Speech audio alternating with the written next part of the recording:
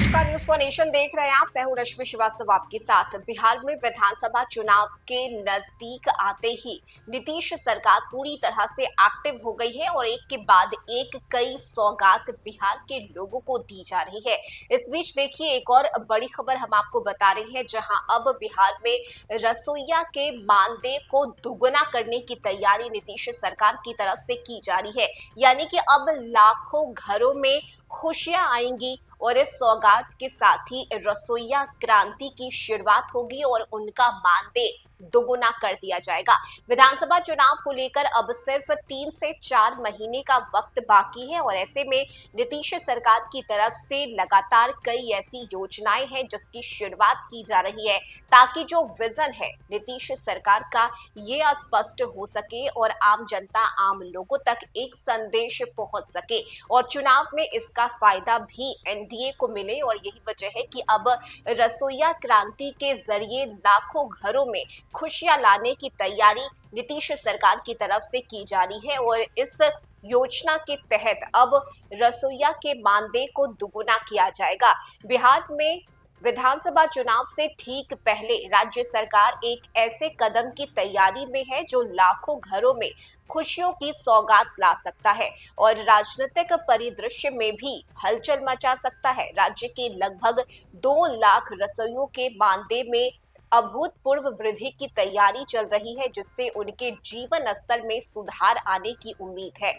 वर्तमान में बिहार के विद्यालय में मध्याह्न भोजन बनाने वाले इन रसोइयों को मात्र 1650 रुपए प्रति महीने मिलते हैं, जो 2019 में हुई मामूली वृद्धि के बाद निर्धारित हुए हैं।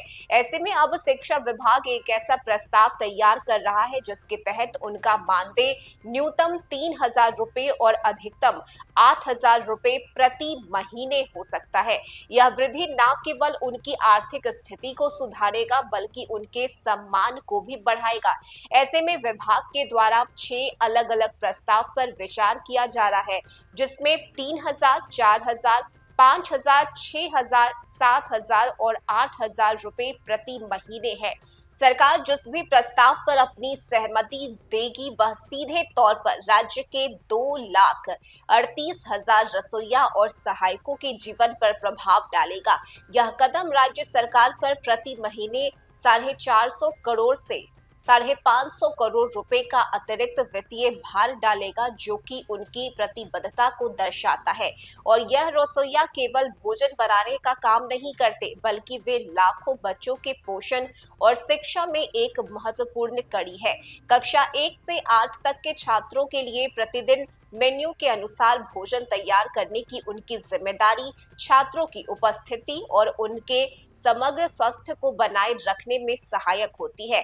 छात्रों की संख्या के आधार पर रसोइयों की नियुक्ति का प्रावधान है, जिसमें 100 छात्रों तक 1, 200 छात्रों तक 2 और उससे अधिक संख्या पर 3 रसोइयों की प्रतिनियुक्ति होती है। यह प्रस्तावित वृद्धि निश्चित रूप से बिहार के रसोइयों के लिए एक बड़ी राहत होगी और विधानसभा चुनाव में इसकी गूंज सुनाई पड़ सकती है। यह देखना दिलचस्प होगा कि सरकार किस प्रस्ताव को अंतिम रूप देती है और इसका राजनीतिक और सामाजिक प्रभाव क्या होता है। और देखिए, इसे लेकर 6 अलग अलग प्रस्ताव तैयार किए गए हैं। 3000 से लेकर 8000 रुपए प्रति महीने का यह प्रस्ताव तैयार हुआ है। ऐसे में अब इंतजार किया जा रहा है कि सरकार की तरफ से किस प्रस्ताव को मंजूरी मिलती है, लेकिन तय है कि इस प्रस्ताव के पास होने से न सिर्फ रसोइया बल्कि विधानसभा चुनाव में भी इसकी गूंज सुनाई देगी और जिस तरह से लगातार नीतीश सरकार की तरफ से काम किए जा रहे हैं, इसका